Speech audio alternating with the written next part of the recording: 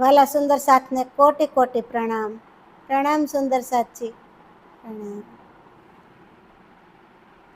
આજના સત્સંગની અંદર શ્રી કિરંતન ગ્રંથ અને પ્રકરણ છે 67નું. અને 67ના પ્રકરણની અંદર મહામતી શ્રી પ્રાણનાથજી આપણને બેહદનો માર્ગ બતાવી રહ્યા છે કે બેહદના માર્ગ કેટલો કઠિન છે અને કેવી રીતે આપણે બેહદના માર્ગ ઉપર હાલવું જોઈએ એમની વાત આપણને મહામતી શ્રી પ્રાણનાથજી આ બ્રહ્માત્માઓને કહે છે કે બ્રહ્માત્માઓ આ માર્ગની અંદર તો કામ, ક્રોધ, ઈર્ષા, લોભ, મોહ, અહંકાર બધો ભરેલો, અગ્નિથી ભરેલો છે અને આપણે એને પાર થઈ અને આપણે પરમધામનો માર્ગ લેવાનો છે, આપણે બેહદનો માર્ગ લેવાનો છે. તો આવી રીતે મહામતી આપણને બેહદના માર્ગની વાત કરી રહ્યા છે કે વાટડી વિસ્મી રે સાથેડા બેહદ તણી, ઉવટ કોણે ન અગમાઈએ, ખાંડાની ધારે રે એની વાટે ચાલવો, ભાલા આણી કહીને ન ભરાઈએ. મહામતી શ્રી પ્રાણનાથજી કહે છે કે હે બ્રહ્માત્માઓ કે આ બેહદનો માર્ગ વિકટ છે કહે છે અને કઠણ હોવાથી તેના પર કોઈ ચાલી શકતું નથી, કારણ કે એક પરમાત્માની સેવા કરવી એ કોઈ સામાન્ય વ્યક્તિ ચાલી શકતો નથી કહે છે માર્ગ પર. એટલે કહે છે કે કઠિન હોવાથી તેના પર કોઈ ચાલી શકતું નથી. એવા માર્ગ પર ચાલવું તો તલવારની ધાર અને ભાલાની અણી પર ચાલવા સમાન છે કહે છે કે આ સત્યના માર્ગ ઉપર સત્ય અને અસત્ય બે જ વસ્તુ બતાવી છે આપણને. તો કહે છે કે સત્યના માર્ગ ઉપર હાલવા માટે તલવારની ધાર અને ભાલાની અણી સમાન હોય ત્યારે આપણે સત્ય માર્ગ ઉપર ચાલી શકતા હોય છે કહે છે કે આડીને આડી રે અગ્નિની જોને પર જલે વૈરાટ માહે ન સમાયે, બ્રહ્માંડ ફોડીને જાડો જોઈ નિસરી તો ઓલાડી તે કહેને ન જાય. કે સુંદર સાચી જુઓ તમે, કહે છે કે આ માર્ગ પર તો કામ, ક્રોધ, લોભ, મોહ, અહંકાર અગ્નિની જવાહર રૂપ બની ગયો છે કહે છે. આ અગ્નિની જવાહર રૂપ આ કામ, ક્રોધ, ઈર્ષા, લોભ બની ગયો છે. તેથી આ જીવ રૂપ પક્ષી કહે છે કે આ પ્રેમ અને શ્રદ્ધા એ રૂપી પાખો બળવા લાગી કહે છે કે આ જીવ તો પ્રેમ રૂપી બને છે અને શ્રદ્ધા પણ રાખે છે, પણ કહે છે કે આ શ્રદ્ધા અને આ પ્રેમ અને શ્રદ્ધા એ રૂપી પાખો બળી રહી છે કે ઈશ્ક અને ઇલમની પાખો બળી જાય છે કહે છે, બળી ગઈ છે. તો અગ્નિ તો આ બ્રહ્માંડની સમાતી જ નથી કહે છે. અગ્નિ આ બ્રહ્માંડની અંદર સમાતી નથી કે જુઓ તેની જવાહરો બ્રહ્માંડને ફોડીને બહાર નીકળી ગઈ છે કે અગ્નિની જે જવાહરો છે એ ફોડી અને બહાર નીકળી ગઈ છે. આ બ્રહ્માંડને ફોડીને અગ્નિ બહાર નીકળી ગઈ કહે છે. તો એનો કોઈ પાર પામી શકતું જ નથી, કારણ કે એવી માયા સંસાર છે કે એનું કોઈ પાર પામી શકતું નથી કહે છે. અહીંયા હસ્તી થઈને એની વાટે હિંડવું અને પેસવું સુઈના નાકા માહે, તો આલ ન દેવી રે ભાઈ આકારને તો જાપ તો ભેરવ ખાઈએ. કહે છે કે આ માર્ગ પર તો હાથીની જેમ મસ્ત બનીને ચાલવાનું છે કે એવો માર્ગ છે કઠણ કે હાથીની જેમ મસ્ત બનીને આપણે ચાલવાનું છે અને સોયના નાકામાંથી પસાર થવાનું છે. આપણે એવું સોયનું નાકું કેવું ઝીણું હોય એવા સોયના નાકામાંથી આપણે કેસે પસાર થવાનું છે.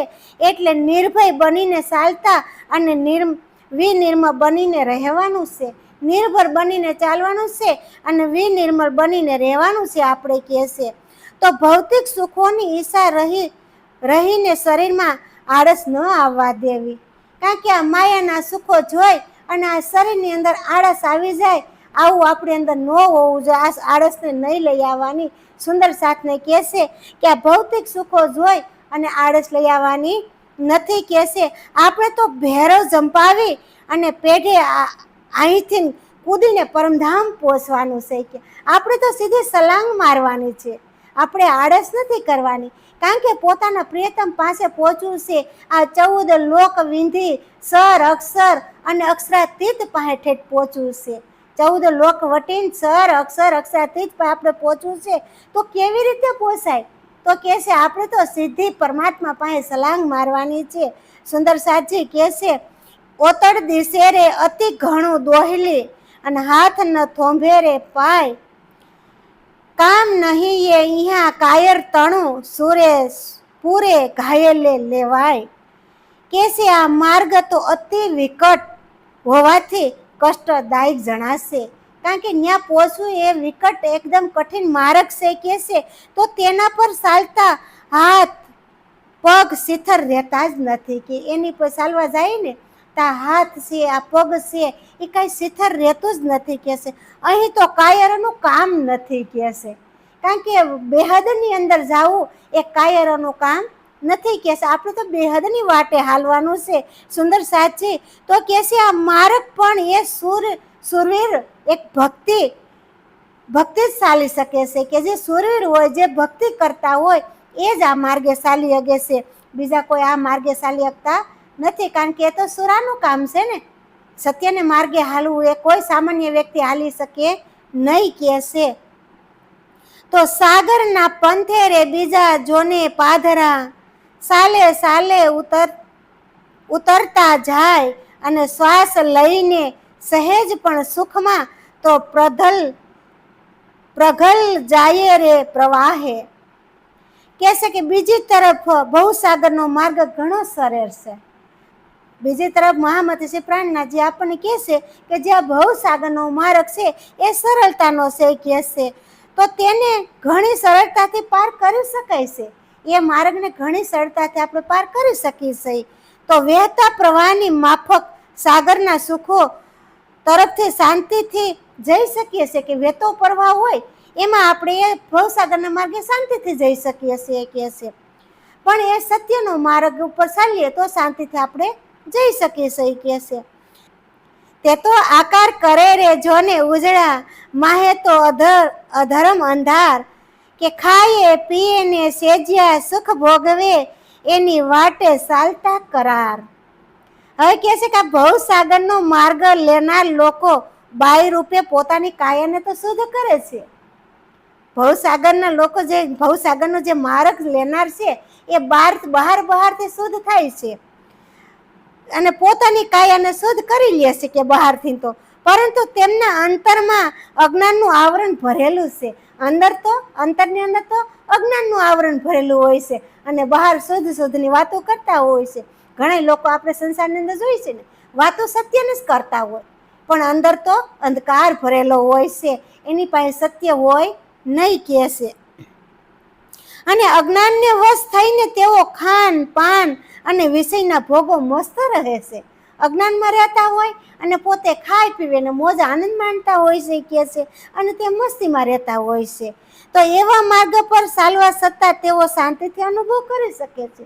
એ કહે છે કે એવા માર્ગ પર હાલતા હોય ને તો એમ કે અમારે શાંતિ છે એવો અનુભવ પોતે કરી શકે છે. કહે છે કે ભ્રાંતિ માહેલી જીયા ભાજે નહીં, તિહા લગે જાય નહીં કપટ, ભેસ બનાવ્યો રે અનેક વિધના પણ મૂકે નહીં વહીવટ.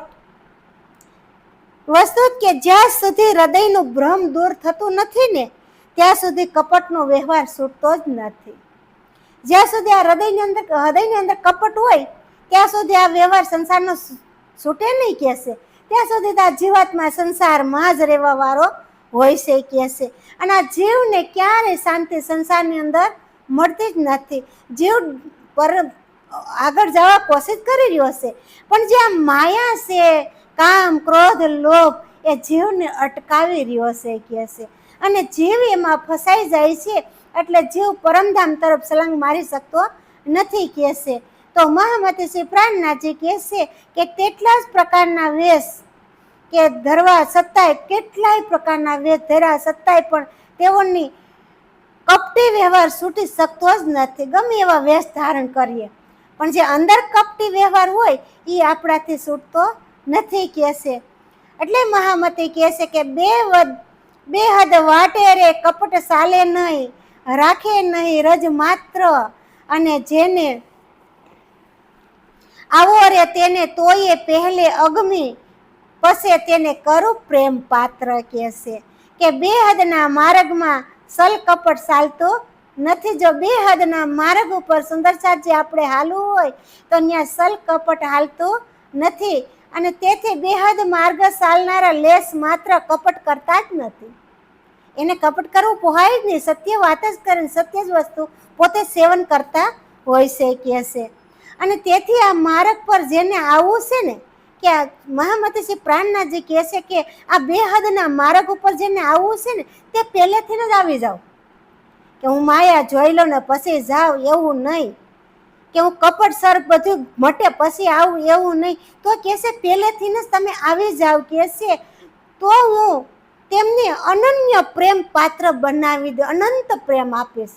મારા પરમધામના બ્રહ્માત્માઓ જો પરમધામની અંદર બેહદની અંદર જીવ સૃષ્ટિ, ઈશ્વર સૃષ્ટિ, બ્રહ્મ સૃષ્ટિ જો કોઈ પણ આ માર્ગ લઈ લે હે બેહદનો, તો એને અનન્ય પ્રેમ આપીશ કહેશે.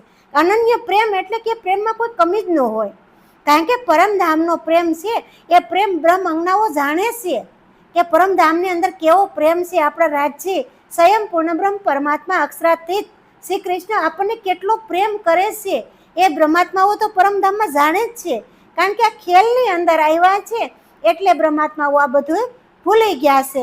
જો યાદીમાં ફરી પાછું યાદ આવી જાય બ્રહ્માત્માઓને તો પછી જાણી શકે છે કે પરમધામની અંદર જે સુખ અને સાહિબી છે એવી સંસારની અંદર હોતી નથી કહેશે.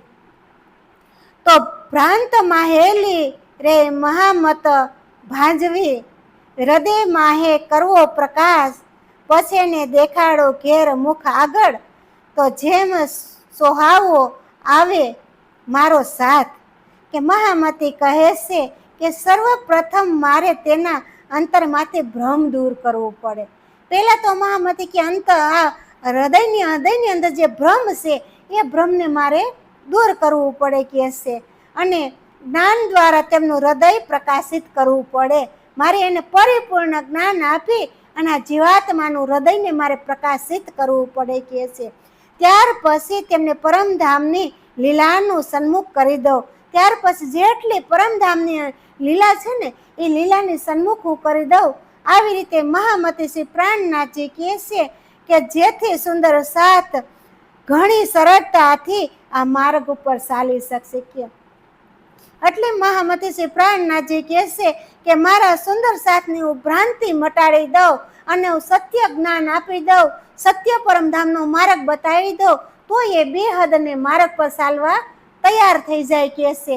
આવી રીતે મહામતી શ્રી પ્રાણનાથજી આપણને આ માર્ગને બેહદનો માર્ગ બતાવી રહ્યા છે.